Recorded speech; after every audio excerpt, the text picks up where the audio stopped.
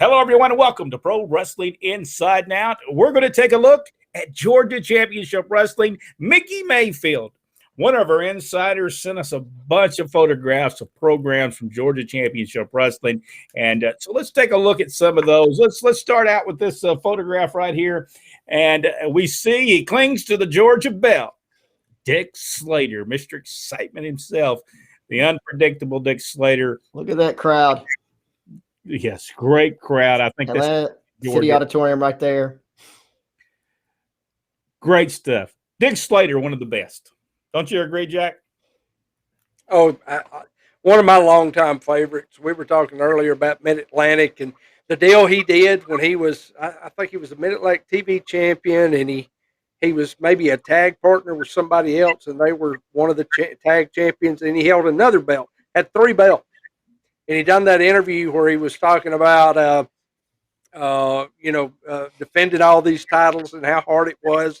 And Bob Cottle says, well,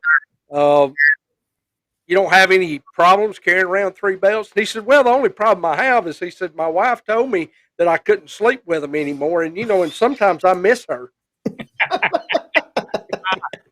Love that. Love that. I've seen that. I've seen that. It was so funny. Here is Let Me Talk Solely Rock Hunter with Pack's song on the set of Georgia Championship Wrestling. Look at that right there. That was back when Georgia Championship Wrestling was the old sports arena at 310 Chester Avenue, Southeast Atlanta, Georgia, 30316. That was a great little building. Well, I say little, but a pretty good sized building. I can remember going there one time. But that's where the offices were at. Yes. That was where the offices was at.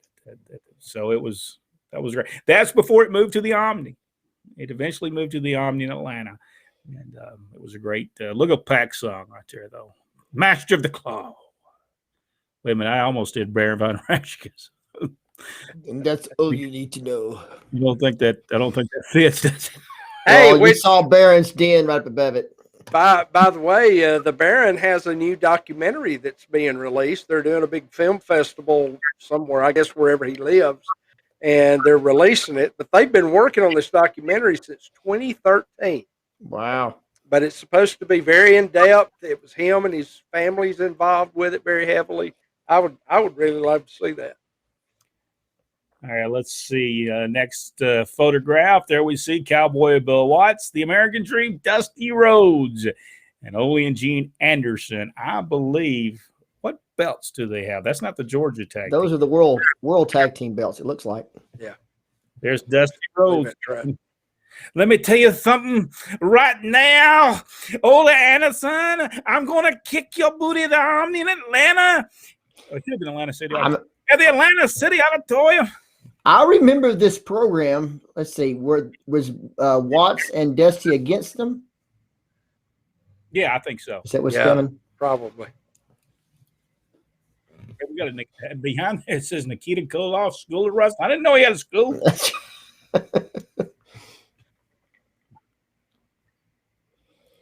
Here is coming on strong.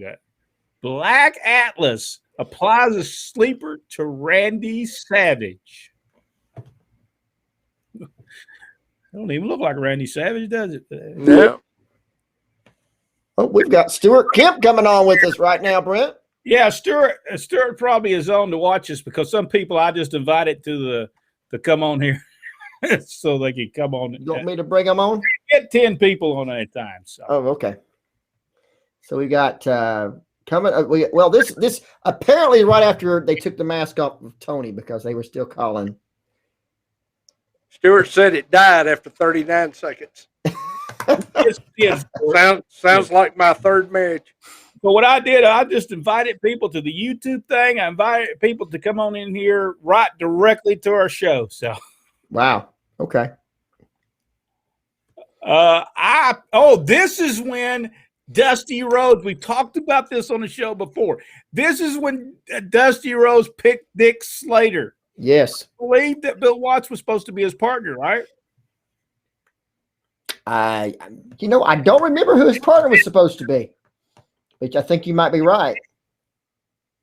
But he said, thus, a great tag team, the Dream and Dick Slater, go for the world. Major money was made during this. This drew an incredible amount of money for weeks in Atlanta.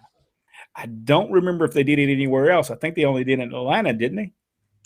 I don't recall it being anywhere else because Dusty was working also in Florida at the same time. So, loved the programs back then. By the way, they were $1. I thought there was 50 cents at that time. When we were selling them in the spot shows, they were. That's right. We were selling 50 cents for $1. Here we got Ole versus Dusty, the historical night when Dusty teams. That's probably with Dick Slater.